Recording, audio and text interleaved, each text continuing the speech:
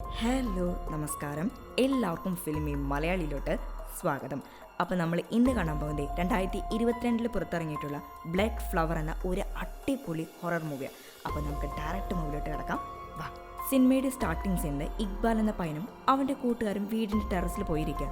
നമ്മുടെ ആൾ എന്തോ ആലോചിച്ചിരിക്കുന്നത്. അതേസമയം ഇവൻ്റെ ഉമ്മ ഇക്ബാൽ ഇക്ബാൽ എന്ന് വിളിക്കും.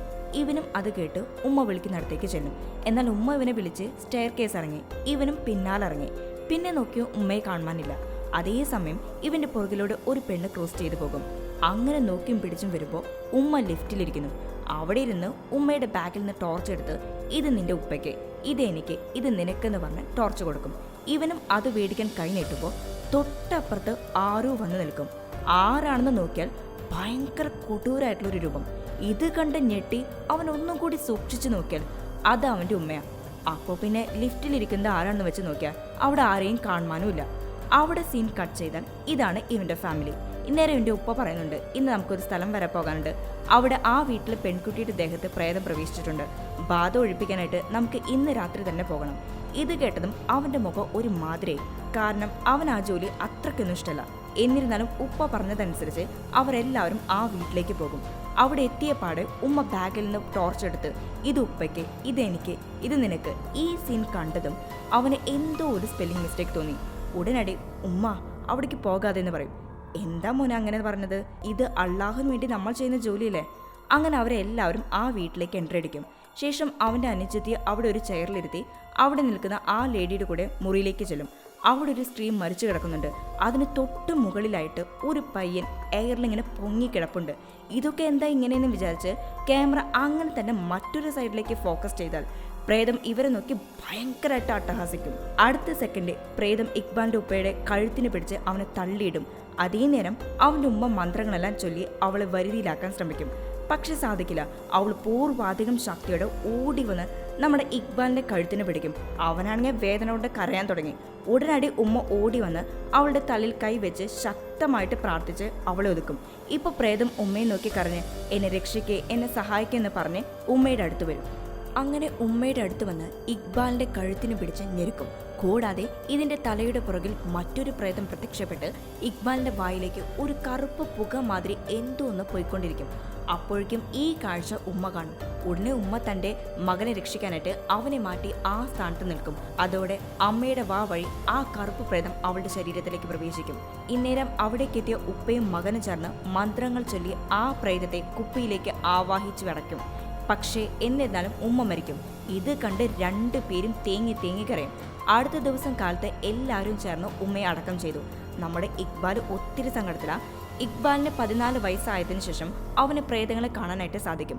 കൂടാതെ ഈ പ്രേതങ്ങൾ ആരൊക്കെ കൊല്ലുന്നു, അവരെങ്ങനെയാ കൊല്ലുന്നത്, ഇതൊക്കെ ഇവന് മുൻകൂട്ടി കാണാനുള്ള കഴിവുണ്ട്. ഇപ്പൊ ഇവരുടെ ബിൽഡിങ്ങിലുള്ള റഹീം എന്ന പയ്യൻ, എന്താ നീ പറയുന്നത്? നിന്റെ ഭാര്യ മരിച്ചെന്നോ? എനിക്ക് വിശ്വസിക്കാനേ കഴിയുന്നില്ല. ഞാൻ ഈ സംഭവം അറിഞ്ഞതുപോലില്ല. ഇനി ജീവിക്കാൻ എന്താ ഒരു മാർഗം? ശരി, എൻ്റെ കയ്യിൽ ഒരു ജോലിയുണ്ട്. ഞാൻ 4-5 നാളത്തേക്ക് നാട്ടിലേക്ക് പോകാം. എൻ്റെ ഗാർഡനിലുള്ള ഇൻഡോർ പ്ലാന്റ്സിനെ രാവിലെയും വൈകുന്നേരം നീ വെള്ളം ഒഴിക്കണം. ആ ജോലി ചെയ്താൽ ഞാൻ നിനക്ക് ചെലവിന് പണം തരാമെന്നും പറഞ്ഞ് കുറച്ച് പൈസ അപ്പോൾ തന്നെ അവൻ്റെ കയ്യിൽ കൊടുക്കും. പൈസ മേടിച്ചതിന് ശേഷം ഇക്ബാലിനെയും കൂട്ടി ഇവർ 3 പേരും ഇവരുടെ ബിൽഡിങ്ങിൽ തന്നെയുള്ള ചെടികൾ വെച്ചിരിക്കുന്നിടത്തേക്ക് പോകും. എല്ലാം തന്നെ നല്ല വെറൈറ്റി ആയിട്ടുള്ള പ്ലാന്റ്സാണ്. അതിലൊരു ചെടി ഭയങ്കര വലുതും വളരെ വില കൂടിയതായിട്ടുള്ള ചെടിയാണ്. അതിൻ്റെ ഓരോന്നിൻ്റെയും പ്രത്യേകത റഹീം ഇവർക്ക് 2 പേർക്കും പറഞ്ഞു കൊടുക്കും. ഇതേ നേരം അവിടെ അടച്ചു കൂട്ടി വെച്ചിരിക്കുന്ന മറ്റൊരു മുറി കാണിക്കുന്നുണ്ട്. അതിൻ്റെ വാതിലിൻ്റെ മുകളിൽ മന്ത്രങ്ങളൊക്കെ പേപ്പറിൽ എഴുതി ഒട്ടിച്ചു വെച്ചിട്ടുണ്ട്. നമ്മുടെ ഹീറോയുടെ ഉപ്പ അത് നോക്കി നിൽക്കുമ്പോൾ ഒരു കാരണവശാലും ഈ മുറിയുടെ വാതിൽ തുറക്കാനോ അതിൻ്റെ മുകളിൽ ഒട്ടിച്ചിരിക്കുന്ന മന്ത്രങ്ങൾ എഴുതിയ പേപ്പർ പറയ്ക്കാനോ പാടില്ലെന്ന് റഹീം അവരോട് പറയും. ഇത് പറഞ്ഞ് റഹീം ആ മുറിയുടെ കീ ഇവരെ ഏൽപ്പിച്ച് നാട്ടിലേക്ക് പോയി. അടുത്ത ദിവസം കാലത്ത് നമ്മുടെ ഇക്ബാലിന് 3 ഫ്രണ്ട്സ് ഉണ്ട്. ഒരു തടിയാപ്പി, ഒരു എല്ലൻ, പിന്നെ നൂറയും. ഇവരെല്ലാവരും ഒരു സ്ഥലത്ത് നിൽക്കുക. ഈ സമയം ഒരു റൗഡി നമ്മുടെ ഇക്ബാലിനെയും അവൻ്റെ കൂട്ടുകാരെയും ഭീഷണിപ്പെടുത്തി പണം ചോദിച്ചുകൊണ്ടിരിക്കുക. ആ റൗഡി മറ്റാരല്ല, ഇവൻ്റെ ഫ്രണ്ട് നൂറയില്, അവളുടെ അമ്മാവനാ. ഒരു വിധന് എങ്ങനെയൊക്കെയോ അയാളുടെ കയ്യിൽ നിന്നും എസ്കേപ്പായി ഇവരെല്ലാവരും ഇക്ബാൽ അവൻ്റെ ഉപ്പയുടെ കയ്യിൽ നിന്നും ആ മുറിയുടെ കീ എടുത്തിട്ടുണ്ടായിരുന്നു. ഇപ്പോൾ ആ മുറി ഓപ്പൺ ചെയ്ത് അതിലേക്ക് എൻട്രി അടിക്കും. അതിലുള്ള എല്ലാ സ്ഥലവും ചുറ്റും നടന്ന് അവസാനം മന്ത്രം എഴുതി ഒട്ടിച്ച മുറിയിലെ അതിൻ്റെ മുൻപിൽ വന്ന് നിൽക്കും. ഉടനെ ഇവൻ്റെ ഫ്രണ്ട്സ് കീ ഉപയോഗിച്ച് മുറിയുടെ വാതിലുള്ള എല്ലാ പൂട്ടും തുറക്കും. കൂടാതെ വാതിലിൻ്റെ മുകളിൽ ഒട്ടിച്ചു വെച്ച മന്ത്രം എഴുതിയ പേപ്പർ വലിച്ചു കീറിയെടുത്ത് താഴെയിട്ട് ചവിട്ടിക്കൂട്ടും. ഇതിനെപ്പറ്റി ഇവർക്ക് വലിയ ധാരണയൊന്നും ഇല്ലെന്ന് തോന്നുന്നു. ഇപ്പോൾ ടക്കെന്ന് ആ വാതിൽ തനിയെ തുറക്കും. ഇത് കണ്ട് അവന്മാർ രണ്ടാളും ഓടും. ഇപ്പൊ നമ്മുടെ ഇക്ബാലും അവന്റെ ഫ്രണ്ട് നൂറയും പിന്നെ ഇക്ബാലിന്റെ കുഞ്ഞനുജത്തിയും ചേർന്ന് ആ മുറിയുടെ അകത്തേക്ക് കയറി. അവിടെ ചുമരിലൊരു ആണി അടിച്ചു വെച്ചിട്ടുണ്ട്. അതിൽ നിന്ന് രക്തം ഒഴുകാനായിട്ട് തുടങ്ങി.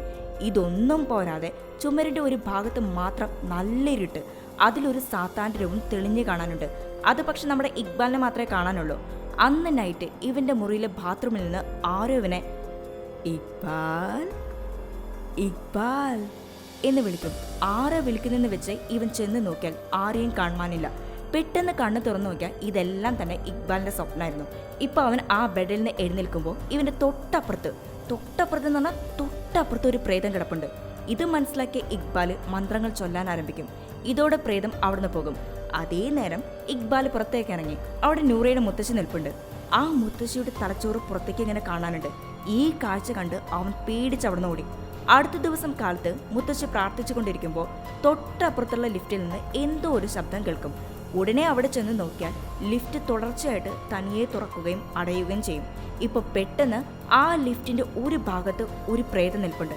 അതിന്റെ തൊട്ട് പുറകിലായിട്ട് മറ്റൊരു കറുത്ത രൂപത്തിലുള്ള കൊടൂരമായിട്ടുള്ള രൂപം. ഈ കാഴ്ച കണ്ട് മുത്തശ്ശി ഒന്ന് ഭയക്കും. അങ്ങനെ നിൽക്കെ അതുവഴി നമ്മുടെ ഇക്ബാലിന്റെ ഉപ്പയും അനുജത്തിയും നടന്നു പോകുന്നുണ്ട്. തൊട്ട് പിന്നാലെ ഇക്ബാൽ നടന്നു വരുന്നുണ്ട്. ഇപ്പോൾ ഇക്ബാലിന്റെ കാതിൽ മുത്തശ്ശി ഒരു കാര്യം പറയും. ഈ ബിൽഡിങ്ങിൽ താമസിക്കാൻ വരുന്ന എല്ലാ ആളുകളും മരിക്കും. ഇത് പറഞ്ഞു തീർന്നതും മുത്തശ്ശി അവിടുന്ന് നേരെ ബാൽക്കണിയിലേക്ക് പോയി അവിടുന്ന് താഴേക്ക് ചാടും. ഈ കാഴ്ച കണ്ട് പകച്ചു നിൽക്കുക ഇക്ബാല്. താഴെ നിന്ന് ഒച്ചയും ബഹളമൊക്കെ കേൾക്കാനുണ്ട്. കുറച്ച് സമയത്തിനുള്ളിൽ തന്നെ ഇക്ബാൽ താഴേക്ക് ഇറങ്ങി ചെല്ലും. അവിടെ മുകളിൽ നിന്ന് വീണ മുത്തശ്ശിയുടെ തല ചിന്നിച്ചെതറി മുത്തശ്ശി മരിച്ചു കിടപ്പുണ്ട്. ചുറ്റിന് ആൾക്കാരുണ്ട്. ഈ കാഴ്ചയാണ് ഇന്നലെ രാത്രി അവൻ കണ്ടത്.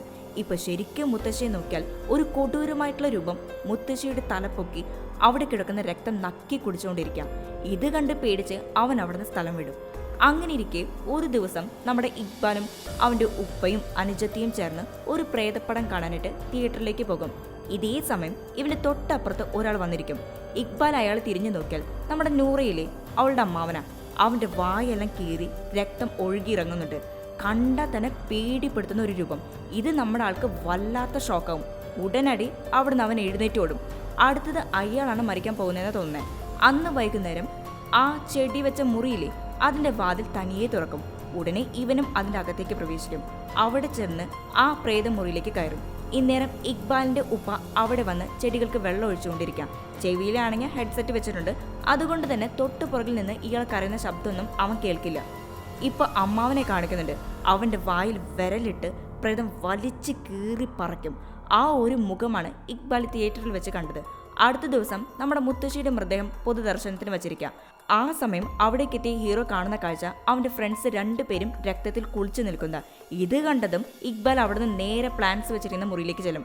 അവിടെ ചുമരിൽ ആണി അടിച്ചു വെച്ചിരിക്കുന്നില്ലേ, അതിൽ നിന്ന് രക്തം ഇങ്ങനെ ഒഴുകിക്കൊണ്ടിരിക്കുക. താഴെ വാതിൽ ഒട്ടിച്ചു വെച്ചിരിക്കുന്ന മന്ത്രങ്ങൾ എഴുതിയ പേപ്പർ കിടപ്പുണ്ട്. ഇവൻ അതെടുത്ത് നോക്കുമ്പോഴേക്കും പേപ്പർ ടക്കെന്ന് നീങ്ങി ഇരുട്ടുള്ള ഭാഗത്തേക്ക് പോകും. ഇവൻ അവിടേക്ക് ചെല്ലുമ്പോൾ ഇരുട്ടിൽ നിന്ന് ഒരു കറുത്ത കൈ ഇവനെ പിടിക്കാൻ വരിക.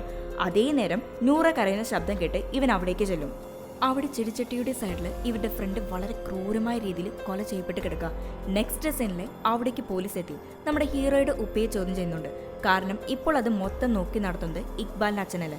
അന്ന് നൈറ്റ് ഇക്ബാൽ അവൻ പോലും അറിയാതെ ആരുടെയോ കൺട്രോളിൽ അവൻ ഈ മുത്തശ്ശിയുടെ വീട്ടിലേക്ക് ചെന്ന് അവരുടെ ഡൈനിങ് ടേബിളിലിരിക്കും. ഇതേ നേരം മരിച്ചുപോയ മുത്തശ്ശി അവന് കഴിക്കാൻ ഭക്ഷണം കൊടുക്കും. അവനും അത് കഴിക്കാനായിട്ട് ആരംഭിച്ചു. അതേ നേരം അവൻ നോർമൽ ആയിട്ടുണ്ടാകും. ഇപ്പോൾ അവന്റെ വായിൽ നിന്ന് രക്തം വരുന്നുണ്ട്. എന്തോ കുടല് പോലെ എന്തോ ഒരു സാധനം അവന്റെ വായിൽ തടയും. എന്താ ഇതെന്നൊക്കെ വിചാരിച്ച് അവൻ തിരിഞ്ഞു നോക്കിയാൽ മുത്തശ്ശി സ്വയം വയറ് കീറി മുറിച്ചുകൊണ്ടിരിക്കുക. ഇതെല്ലാം കണ്ട് പേടിച്ച് അവൻ തിരിഞ്ഞിരുന്നാൽ മുൻപിലിരിക്കുന്ന നൂറ ഇപ്പോൾ ജനിച്ച ചോരക്കുഞ്ഞിനെ കട്ടിച്ച് മുറിച്ച് നിന്നുകൊണ്ടിരിക്കുക. ഇതെല്ലാം കണ്ട് പേടിച്ച് അവൻ അവിടുന്ന് ഓടി രക്ഷപ്പെടും. അടുത്ത ദിവസം ഇവന് ഒട്ടും വയ്യ. ഇവന്റെ ഉപ്പ അവനെ നോക്കുന്നത്. ഇതേ ടൈമിൽ അവിടേക്ക് നൂറെത്തി. ഉടനെ ഉപ്പ അവളുടെ കയ്യിൽ ഇവനെ നോക്കാൻ ഏൽപ്പിച്ച് അവിടുന്ന് പോകും. ഇന്നേരം ഇക്ബാല് ഒരാൾ മരിക്കുന്നതിന് മുമ്പ് അയാൾ എങ്ങനെയാ മരിക്കാൻ പോകുന്നതെന്ന് താൻ മുൻകൂട്ടി സ്വപ്നത്തിൽ കാണാറുണ്ടെന്ന സത്യം അവളോട് പറയും. അവളുടെ മുത്തശ്ശിയും അമ്മാവനും അവർ മരിക്കുന്നതിന് മുമ്പ് എങ്ങനെയാ മരിക്കുക എന്നുള്ള കാഴ്ച കണ്ട കാര്യവും ഇന്നലെ അവളെ സ്വപ്നത്തിൽ കണ്ട കാര്യം അവൻ അവളോട് പറയും. കൂടാതെ അതുകൊണ്ട് തന്നെ നീ സൂക്ഷിച്ചിരിക്കണമെന്നും അവൻ പറയും. ഇപ്പുറത്തെ ഹീറോയുടെ ഉപ്പയും അനുജത്തെയും ചെടികൾ വെച്ചിരിക്കുന്ന മുറിയിലേക്ക് വന്നിരിക്കുക. ഇപ്പോൾ ഉപ്പ ചെടികളെല്ലാം നനയ്ക്കുക. അതേ നേരം അവിടേക്ക് നമ്മുടെ ഇക്ബാലിന്റെ ആ തടീന് ഫ്രണ്ടിലെ അവനെത്തും. അവൻ ആ പ്രേതമുറിയിലേക്ക് പ്രവേശിച്ചതും അതിന്റെ ഒരു ചുമരിൽ കറുത്ത നിറമുള്ള ഭാഗമല്ലേ, അവിടെയുള്ള പ്രേതം അവനെ പിടിച്ച് വലിച്ച് കട്ടിച്ച് രക്തം ഊറ്റിക്കുടിച്ച് അവനെ വീശിയെറിയും. ഇതോടെ അവന്റെ കഥയും തീരും. അടുത്ത ദിവസം പോലീസ് വന്ന് അവിടെ മൊത്തം അരിച്ചു പെറുക്കി പരിശോധിക്കും. അവർക്ക് ഹീറോയുടെ ഉപ്പയുടെ മേലെ സംശയം. ഇപ്പോൾ അവിടെ നിൽക്കുന്ന വലിയൊരു ചെടിയുടെ താഴെ മണ്ണെല്ലാം കുറച്ച് ഇളകി കിടപ്പുണ്ട്. ഉടനെ ഡൗട്ട് തോന്നി പോലീസ് അവിടെയുള്ള മണ്ണെല്ലാം ഇളക്കി പുറത്തെടുത്ത് നോക്കിയാൽ അതിൽ മനുഷ്യന്റെ അസ്ഥിയുടെ ഭാഗങ്ങൾ കിടപ്പുണ്ട്. ഇതേ ടൈമിൽ അവിടേക്ക് ഇക്ബാലിന്റെ അച്ഛൻ എത്തും. അവന്റെ മേൽ കൂടുതൽ സംശയമാകും. അവനെ ചോദ്യം ചോദിക്കാനായിട്ട് പോലീസ് കൂട്ടിക്കൊണ്ടുപോയി. അന്ന് നൈറ്റ് ഉപ്പയില്ലാത്തതുകൊണ്ട് ഇക്ബാലും അവന്റെ അനുജത്തിയും നൂറയുടെ വീട്ടിലേക്ക് ഭക്ഷണം കഴിക്കാൻ ചെല്ലും. നൂറയുടെ അമ്മ അവർക്കെല്ലാവർക്കും ഭക്ഷണം വിളമ്പി കൊടുത്ത് അവിടുന്ന് പോകും. അതേ നേരം പ്രേതം ഇവരുടെ അടുത്തേക്ക് പാഞ്ഞു വരും. ഇവരെല്ലാവരും പേടിക്കും.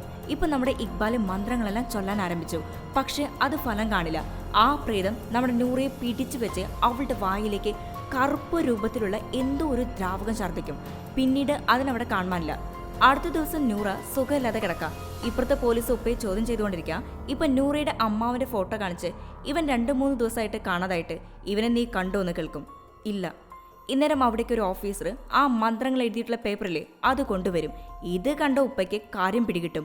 തന്റെ മക്കൾക്ക് എന്തോ വലിയ ആപത്ത് വരാനാണ് പോകുന്നതെന്ന് മനസ്സിലാക്കി അവൻ വീട്ടിലേക്ക് ഓടും. ഇവിടെ ഇക്ബാലും അവന്റെ അനുജത്തിയും കിടക്കുക.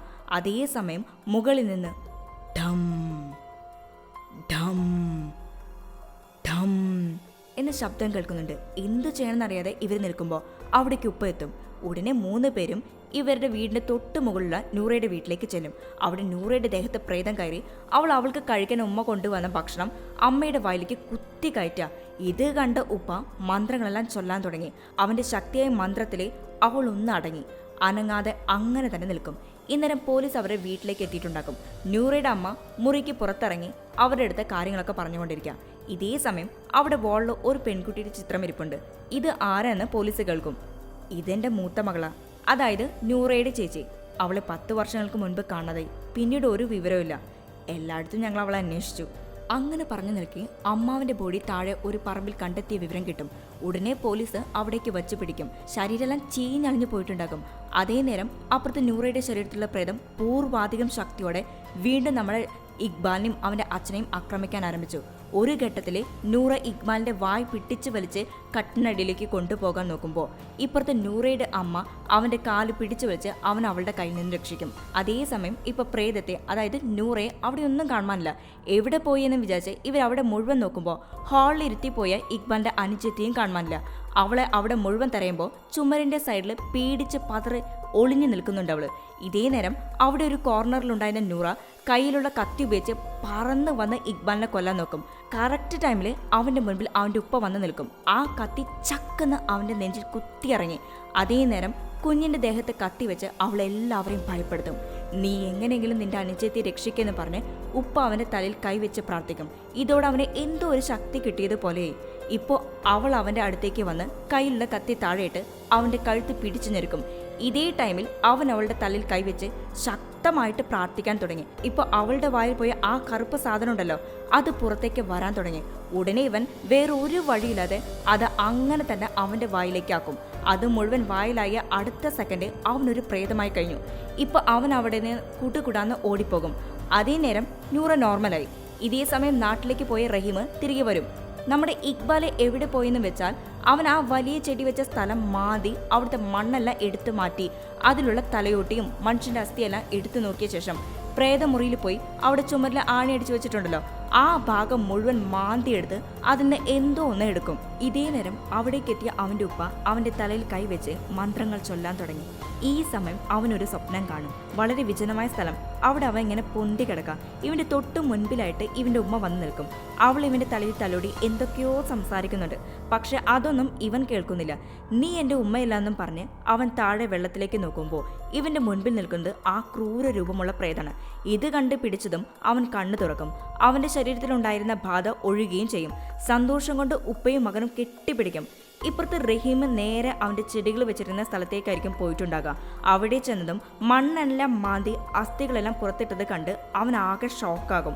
ഇപ്പോൾ ടക്ക് ടക്കെന്ന് ആരോ അവൻ്റെ കാലിൽ പിടിച്ചു വലിച്ച് ഇവരെല്ലാവരും നിൽക്കുന്ന മുറിയിലേക്ക് എത്തിക്കും. ഈ കാഴ്ച കണ്ട് അന്താളിച്ച് നിൽക്കുക എല്ലാവരും. ഇന്നേരം ഒരു ഫ്ലാഷ് ബാക്ക് കാണിക്കുന്നുണ്ട്. അതായത് നൂറയുടെ ചേച്ചി പ്രസവവേദന കരഞ്ഞുകൊണ്ടിരിക്കുക. ഇപ്പോൾ മുത്തശ്ശി തൊട്ടപ്പുറത്തുള്ള റഹീമിനെ നോക്കി വേഗമുള്ള ഹോസ്പിറ്റലിൽ എത്തിക്കാൻ പറയും. അതായത് അവൻ കാരണം അവൾ ഗർഭിണിയായിരിക്കുന്നത്.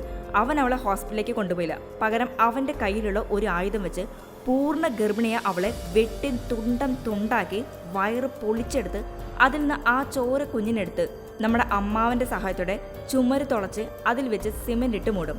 ഇതെല്ലാം ചെയ്തത് അമ്മാവനാ. കൂടാതെ അവളുടെ ശരീരത്തിൻ്റെ എല്ലാ ഭാഗങ്ങളും എടുത്ത് ഇവന്മാർ ചെടിക്ക് വളമായിട്ട് മണ്ണിനടിയിലിട്ടു. അമ്മാവൻ ഇതെല്ലാം കാശിന് വേണ്ടിയാണ് ചെയ്തത്. എല്ലാ പരിപാടിയും കഴിഞ്ഞതിന് ശേഷം മുത്തശ്ശി മന്ത്രങ്ങളെല്ലാം ചൊല്ലി ആ മുറി അടച്ചു പൂട്ടി മന്ത്രങ്ങൾ എഴുതിയ പേപ്പർ വാതിലൊട്ടിക്കും. ഇതോടെ ആ മുറിക്കുള്ളിൽ മറ്റൊരു വാതിൽ തുറക്കും. അതിൽ നിന്ന് ക്രൂരമായ രൂപമുള്ള ഒരു പ്രേതം ഇറങ്ങി വരും. ഈ സിനിമയിൽ 2 പ്രേതങ്ങളാണുള്ളത്. ഒന്ന് നൂറയുടെ ചേച്ചിയും മറ്റൊന്ന് ഈ ക്രൂര രൂപമുള്ള പ്രേതവും. നൂറയുടെ ചേച്ചി അവളെ ഉപദ്രവിച്ചവരെ മാത്രമേ കൊന്നുള്ളൂ. മറ്റേ പ്രേതമാണ് നമ്മുടെ ഇക്ബാലിൻ്റെ ഫ്രണ്ട്സിനൊക്കെ കൊന്നത്. 10 വർഷത്തിന് മുമ്പ് നൂറയുടെ ചേച്ചി നമ്മുടെ റഹീമിൻ്റെ ചെടികൾ പരിപാലിക്കുന്ന ജോലിയായിരുന്നു നോക്കിയിരുന്നത്. ആ നേരം ഇവർ രണ്ടാളും അടുക്കും.